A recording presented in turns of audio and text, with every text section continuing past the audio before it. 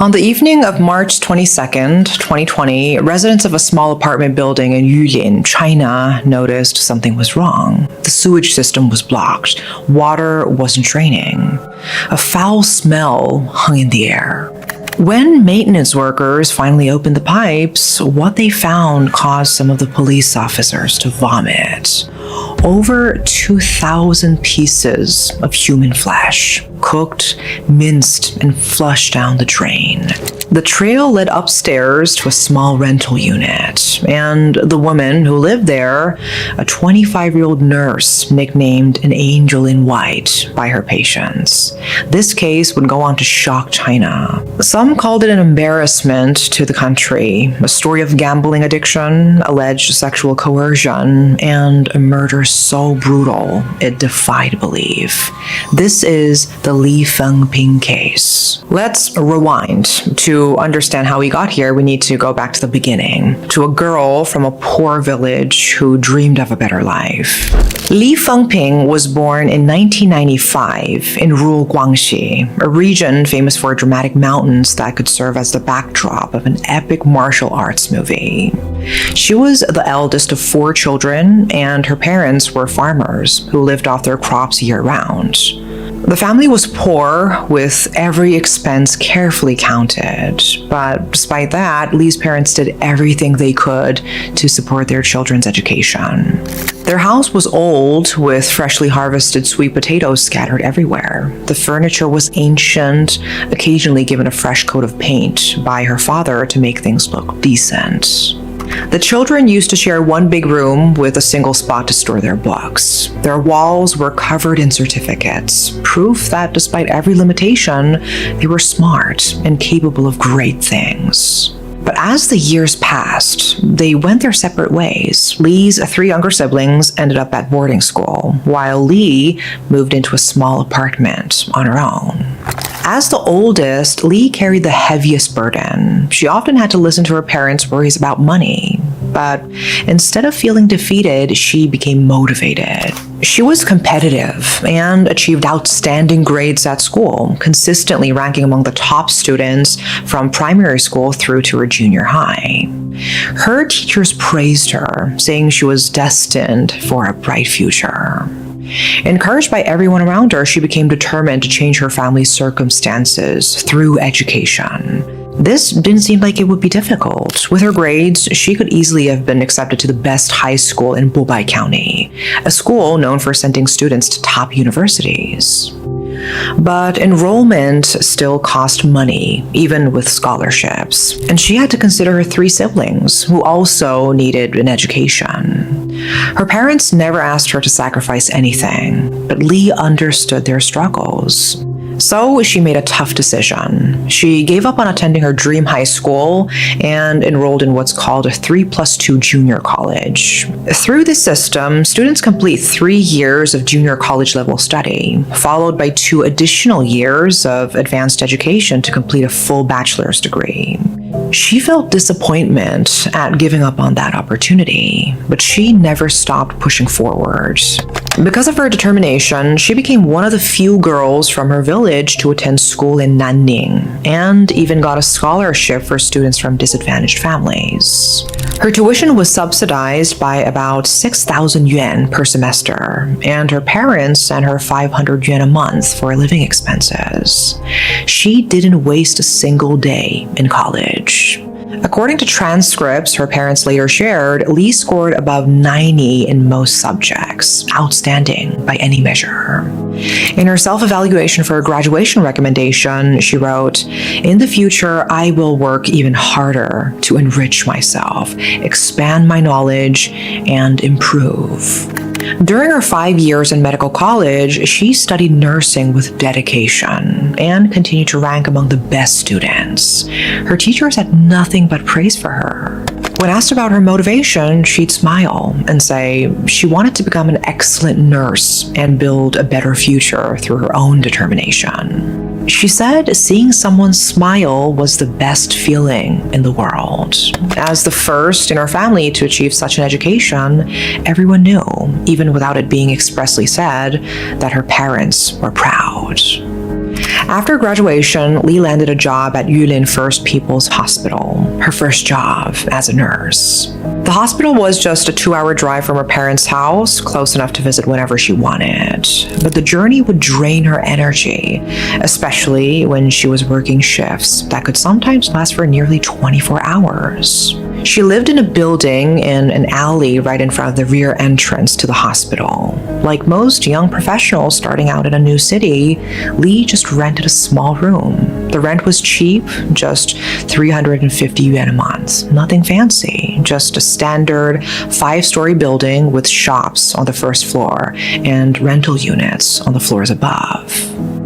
Back then, Li was full of hope. She was working hard to change her future, dreaming of a better life for her family. Colleagues described her as responsible, attentive, and thoughtful. She greeted everyone with a bright smile and earned praise from both patients and coworkers. So how did this promising young woman end up standing before a court, facing the death penalty? Well, things started to unravel. At the time, at Yulin First People's Hospital, young nurses fresh out of med school were assigned to different departments on a rotating basis. The idea was to help these nurses master various skills and gain experience in a wide range of fields.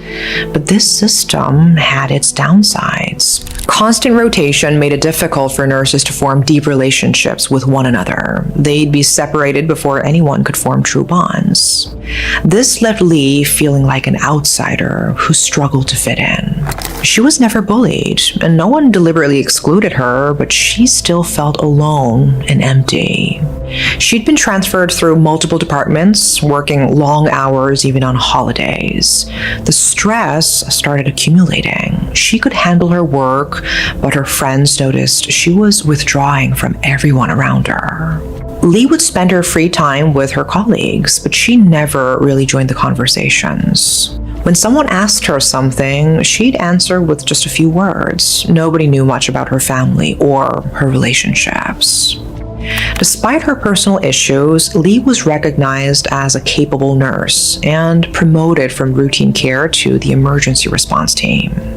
Zhang Wen, one of Li's friends at the hospital, said Li rarely complained about her job. She stayed quiet and did her work well. Over her entire career, Li only complained once, when a patient was rude to her during a blood draw. But her friends had noticed something odd. Li seemed to be having financial problems. Her salary at the hospital ranged from 5,000 to 8,000 yuan, depending on her shifts, a decent income for Yulin. But during the 2 years before the incident, Li kept saying she was short on cash. People started wondering why. Her apartment was cheap. She wasn't the type to splurge on luxury items or jewelry. So where was the money going? The answer was a game called Lucky Airship. It works in a similar way to the lottery. Players have the numbers 1 to 10 and have to choose the order in which they think the numbers will appear. The more numbers players guess correctly, the more they can win. Li was introduced to the game around 2018 and quickly got hooked. Her wins weren't huge, but they were enough to make her feel like she had some kind of skill. She started researching strategies to calculate the lottery outcomes in an attempt to double her income. She became pretty serious about it, and she wasn't the only one at the hospital who played. Groups would gather, shouting out numbers and debating odds. Li joined them. They shared food, snacks, and laughter. When someone won, it felt like everyone won. When someone lost, the others would tease them. If you didn't know better, you'd think they were just friends playing regular online games, not burning through thousands of yuan gambling. Gradually, the bets got bigger. Li wasn't satisfied with small gains anymore. She wanted more. She wanted the rush of winning big. What started as tiny bets turned into serious gambling until she was spending her entire salary on her addiction. When that ran out, she dipped into her hard-earned savings, chasing the dream of getting rich overnight. But Lucky Airship brought her no luck. Instead, it dragged her into an abyss. She started losing repeatedly, tens of yuan, then thousands. At one point, she lost tens of thousands in a single day. Sure, she once won 100,000 yuan, but compared to her total losses, that win barely made a dent. In total, she had transferred 2.9 million yuan from her bank account to the platform, which is around 410,000 US dollars. The more she played, the more she lost. Watching her savings disappear bit by bit drove her mad. But she couldn't stop. She clung to the hope that she'd win it back. Eventually, the reality of her financial situation started setting in. She became anxious, restless, plagued by insomnia, and looked lifeless during the day. The cheerful, optimistic Li Fengping was gone. In her place stood someone else, a woman who was constantly irritated and couldn't control her temper. She isolated herself, spent her time sitting alone, and refused to talk to anyone. And then what seemed like a ray of light appeared.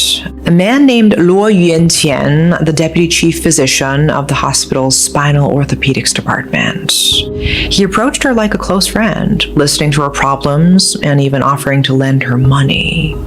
She borrowed a total of 200,000 yuan from him, but it wasn't free. He charged 50,000 in interest and demanded something else in compensation. A relationship. Even though Luo was considered someone with status at the hospital, Li later said there was no way she could have agreed to be his girlfriend without being pressured into it.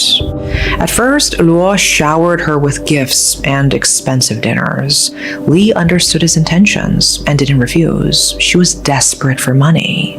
Eventually, he invited her to a high-end hotel. Li described opening that hotel room door as something she'd never forget.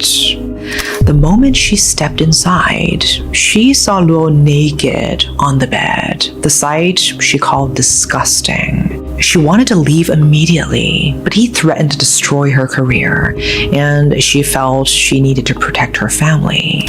For money and to shield her family, she endured the humiliation from a man 26 years older than her. She thought that as long as she went along with his demands, he wouldn't tell anyone about their so-called relationship and would keep providing money to cover her gambling debts. So she kept borrowing from him again and again. Luo rented a room for Li near the hospital on March 18, 2020, but it didn't feel like a home. It felt more like a gilded cage with invisible chains to keep her trapped, a place for Luo to satisfy his desires whenever he wanted. In Luo's mind, everything he did was out of love. He wanted her as his lover, available to him anytime. He even fantasized about starting a family with her.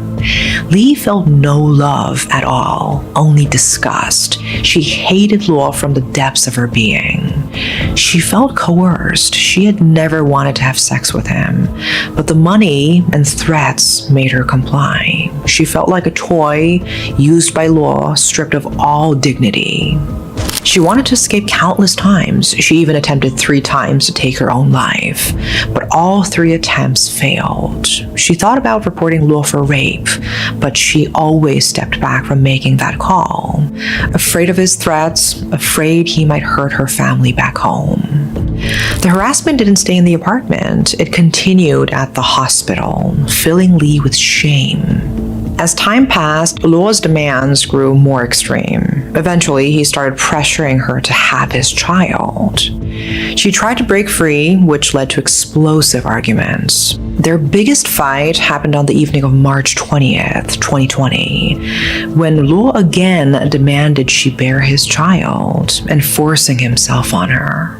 Later, when she lay in the darkness, unable to sleep from crying, she looked over at Luo, sleeping beside her. All she felt was disgust.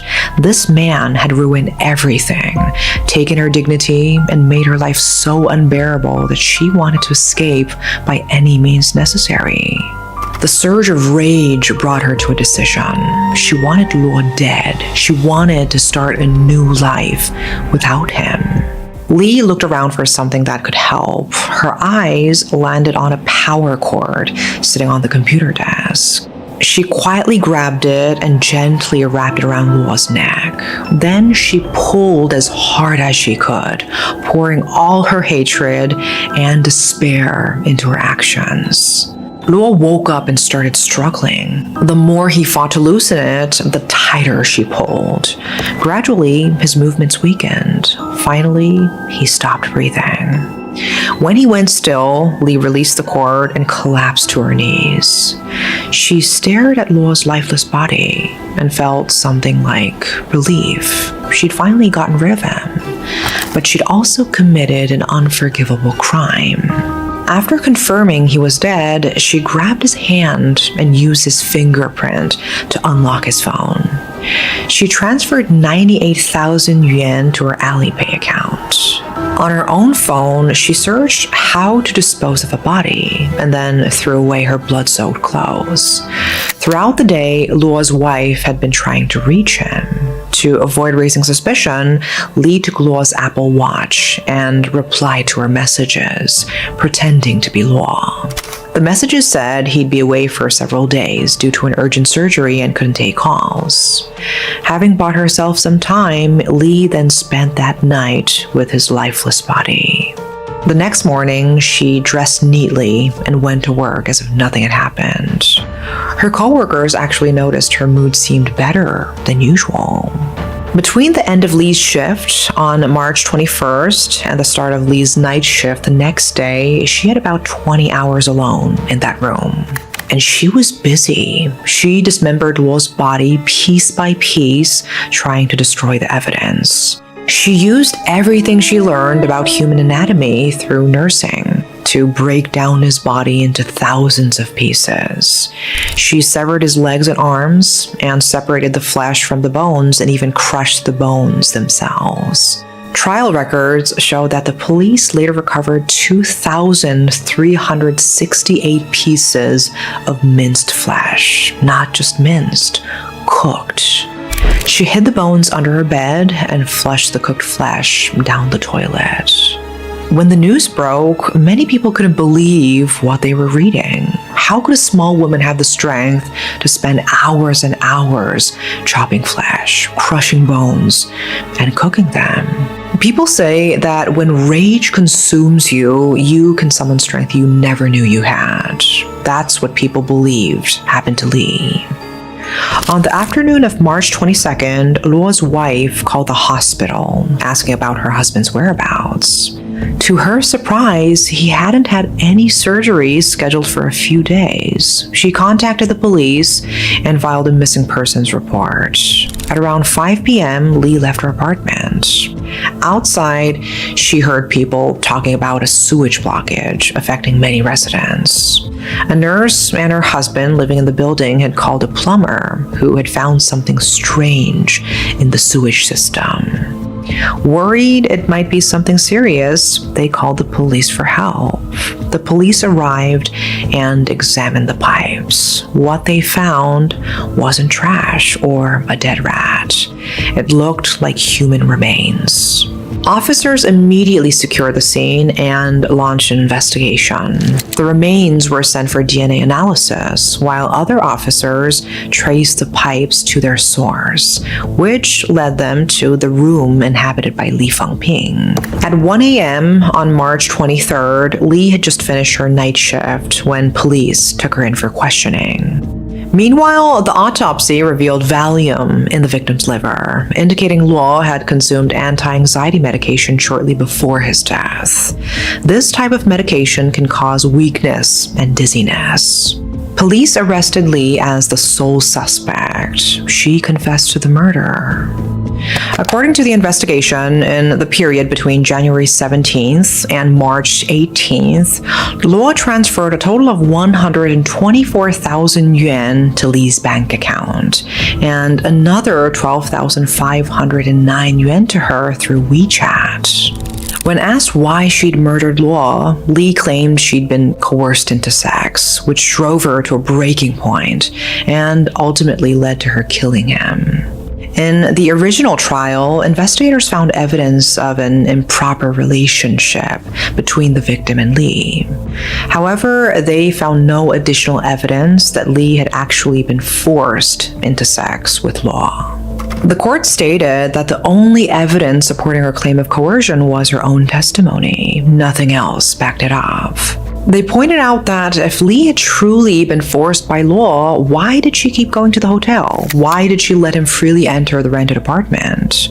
Her phone and Luo's phone were both examined, but the threatening message she mentioned were gone. Police said there was no way to recover them. This sparked a heated debate online. Some questioned whether someone had interfered with the investigation. How could chat records possibly be impossible for professional forensic teams to recover? Adding to the controversy, during the first trial, Li mentioned wanting to tell the prosecutor about the rape during the review stage. But the prosecutor forgot to include her statements in the interrogation transcript. Because of this, she had to make her statement directly in court, which led the judge to view her claims as one-sided. But Li was also suspected of fabricating parts of her testimony. Despite claiming Luo had coerced her, she refused to answer many detailed questions about the coercion. At one point, she said Luo had forced her to break up with her boyfriend. She even named him. But when police questioned this man, he denied ever being in a relationship with Li. He said they'd only met through social media and he'd lent her thousands of yuan. After the case entered the legal system, Li's family went public to defend her. They also claimed that it was Luo's coercion that pushed her to murder him. They hoped the judge would consider this and give her a lighter sentence. But Li's actions constituted intentional homicide and theft, which carry severe penalties in China. On October 30th, 2020, the Yulin Intermediate People's Court of Guangxi Zhuang Autonomous Region sentenced Li to death.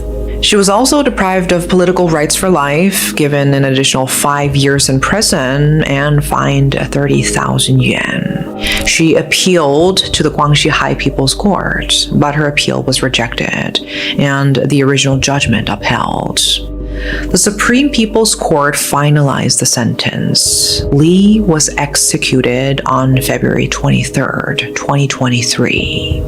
The sentence devastated her family. Li, once known as a kind, soft-spoken girl who only wanted the best for her family, was executed for murder. Before the execution, she was allowed to see her family. Looking at her father's aged, sorrowful face, guilt consumed her. Her last words to him were simple: "Dad, it's okay." After everything, the gambling, the debt, the alleged abuse, the murder, the 2,368 pieces of flesh flushed down a toilet, that's what she chose to say. Whether it was intended to be comforting, an apology, or resignation, only she knew. Back in her village, the awards still hang on the wall on her family's home. Certificates with her name on them, faded now from a time when Li Fengping was the pride of her family. The girl considered most likely to make it out of her town. Her father still insists there were things the investigation didn't uncover, questions that were never answered, chat records that conveniently disappeared. A prosecutor who forgot to document his daughter's claims of rape. Maybe he's right, or maybe he's a grieving father looking for any hope that his daughter was telling the truth. We will never know what really happened in that room between Li and Luo. Whether she was a victim who finally snapped, or a cold-blooded killer who fabricated a story to save herself. The truth died with both of them, one in a rented apartment, the other by state execution. What we do know is that a girl who once wrote that she wanted to enrich herself and improve ended up taking a man's life and disposing of his body like garbage. A man with a wife and children, whatever else he may have done, went to sleep one night and never woke up. 2 families destroyed. No winners. Just a story that people will argue about for years to come. So, what do you think? Was Li Fengping a monster, a victim, or something more complicated? Someone who made terrible choices but was also failed along the way. That's all for today. Thanks for watching.